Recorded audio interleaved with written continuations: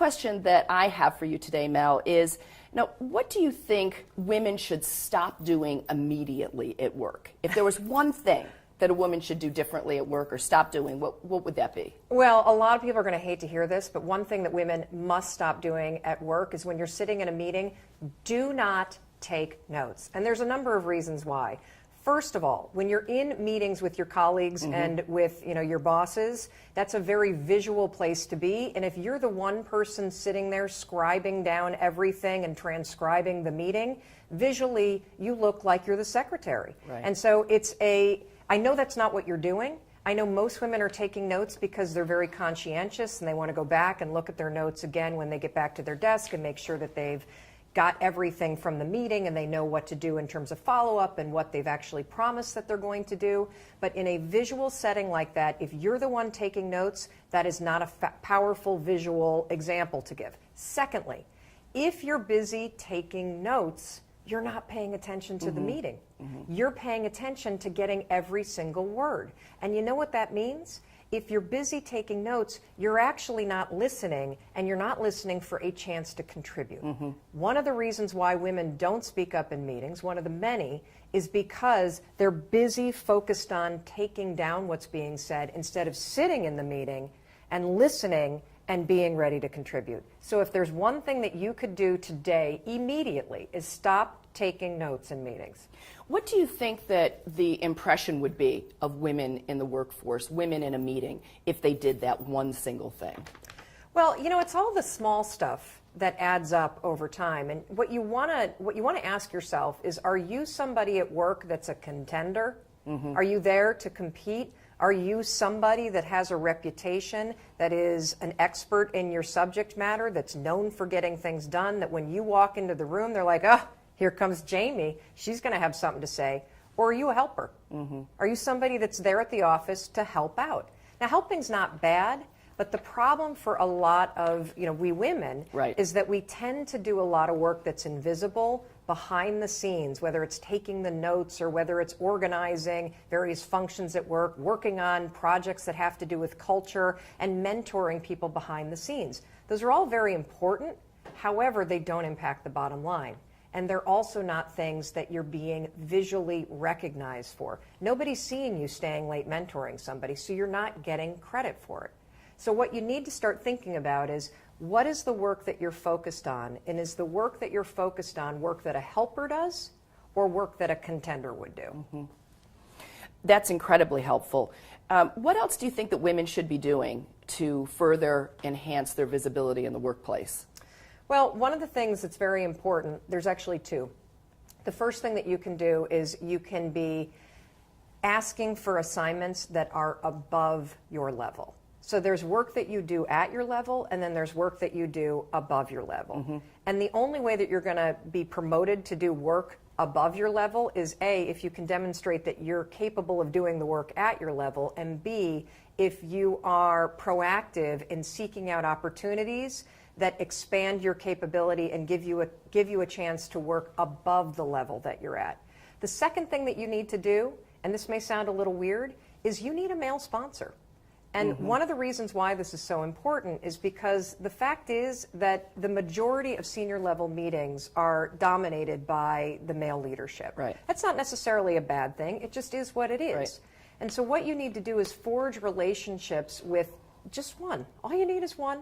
Right. You don't need 10 people to be your advocate. You just need one person that knows you, that knows your goals. They're not mentoring you. That's different. They're not giving you advice. This is somebody that knows you and is advocating for you and thinking about you and sponsoring you for opportunities in those meetings. And the way that you get somebody to do that is you constantly deliver, you're a subject matter expert, and you seek out assignments that are above your level. So when you're seeking assignments that are above your level, you're actually being a risk taker. Yes. Right? Yeah.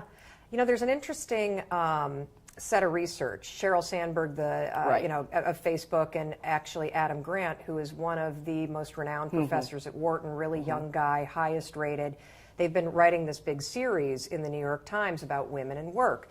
And some of the studies that they've been citing are fascinating. And one of them that I found particularly interesting is the fact that men will apply for a job when they feel that they are 60% qualified. Now, that's a risk. Right. Because there's a gap there, and anytime you want to get a new assignment or you want to kind of expand what you're doing, there will be a gap. Women consistently wait to either volunteer for assignments or apply for more senior jobs until they personally feel that they are 100% ready. And so it's really important, even though you're not going to feel comfortable, pushing yourself to take a risk. Because if you apply and you don't get it, guess what? You can go to the sponsoring partner that was hiring for that and say, what's the gap? Right. And then you're going to be told exactly what are those things that you need to be doing between now and the next time that you apply that fills that gap that was there to begin with. But without taking those risks, you have no idea what the gaps are, and you have no idea what you need to go to work on. There has been some studies about what it takes to get ahead. And some say it's resilience, some say it's grit, some say it's confidence, it may be all three. If you think about resilience, grit, or confidence, what one of those three really stands out to you in terms of what a woman needs to get ahead? It's a great question. And I'm struggling between resilience and grit. Yes. Because grit is what it takes to just grit your teeth and push yourself even though you're scared to death or you're worried about what it's going to mean. Right. And resilience is what happens when you survive it. Or get knocked down. Yes, and get knocked down and get back up. And confidence is what develops over time. Right. So I would have to say it's grit. And the reason why is because nothing's going to happen unless you take that initial action. Right. Nothing's going to happen, nothing's going to change unless you put down that pen in the meeting and you sit up and you pay attention and you listen for your opportunity to speak. Nothing's going to happen unless you push yourself to go in and make the ask for that assignment that scares you to death. Right. And without that grit and without that it's not even fearlessness, it's just the impulse to act. Without doing that, you got nothing. Yeah, it's interesting you said that because I've been thinking about this for the last few days as we're getting ready to go into a very large women's conference. And I've thought, personally, there were times when I really had very little confidence. But I had that strength and inner grit to proceed anyway because I had to, or I wanted to, or I was ready to take that risk. And the confidence did build over time. But there were many times when the only thing that got me through a particular area or a particular job or an assignment was that inner grit that it really takes to get ahead. Jamie, I'm so glad that you said that because one of the things that I love about working with women is we are natural problem solvers. Yes. If you give a woman a problem, she will go to hell and high water to fix it. Right. And the problem with a lot of us in the workplace is we play it so safe because we're afraid to disappoint people, we're afraid to get in trouble, we're afraid to lose our jobs, and then that's going to impact the family, that we don't push ourselves. Right. And the truth is, if you stick your neck out, if you summon up that grit and you act, even though it scares you to death, you got a problem. Right. And now you're going to fix it. That's right. And I've always liked, give me a barrier. Yeah. You know, put up a barrier. I am going to climb over it, I'm going to figure out how to get around it, or I'm going to charge right through it. And I think that that's one of the qualities that women bring to the workforce that is a little bit different than their counterparts. For sure. You know, one other thing that I think is really important, this is something that I've personally taken on in my work life, because I do two things. I work in a corporate setting, which is CNN, as an on-air commentator, and then I travel the world and do motivational and leadership speaking. And what I've taken on at CNN is this philosophy that there's room for everybody to succeed. And one of the things that I do believe is very important for women to just internalize is that there's no need to feel like you are in competition with other people. Particularly other women, I think. Particularly other women. Right. And the truth is, there, especially in a company as large as Lincoln Financial, but in any company, there is an avenue for everybody to be successful. The world is a very big place. And when you approach your work without that intensity that comes from competition and insecurity, like I'm going to beat out you, versus I'm just going to focus on me. I'm going to do the best job I possibly can. I'm going to show up. I'm going to do the work. I'm going to be an expert. I'm going to work above my level. I'm going to empower my team, and that's what I'm focused on. You will be shocked at how it transforms your working relationships and how it also builds your own confidence to be focused on yourself while cheering on your colleagues. And also helping other women, I think, in the workplace. And I think that we are in a unique position to do that. While we do need a male sponsor, I completely agree with that. I do think that women are in a unique position to help other women figure it out, particularly younger women coming into the workforce. Well, one thing that you can do for younger women is when you're introducing colleagues to one another, when you introduce somebody, include one of their accomplishments. So as you're, this is Jamie, and she headed up the blah blah blah project, which was a really big deal. Da da da da da da. So I'm actually building you up in front of other people. What a great suggestion. Yes, rather than just, oh, this is Jamie. Yeah, she's the senior vice president. Blah, blah, blah, blah. No, this is something she has done that really commands respect.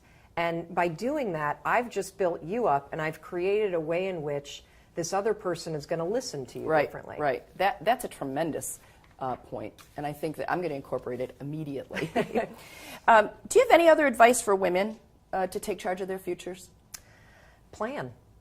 It sounds so stupid. I mean, sometimes giving advice is embarrassing because it's so obvious, but I could sit here and literally give you the details of 11 different famous studies that talk all about the fact that people that take the time to write out a plan and write down 2 or 3 things that they're going to focus on, that they actually have between 30 and, depending upon the study, 60%, they're more effective at getting it done. Right. And one of the reasons why this is more important than ever is because you work in such a distracted work environment. Right.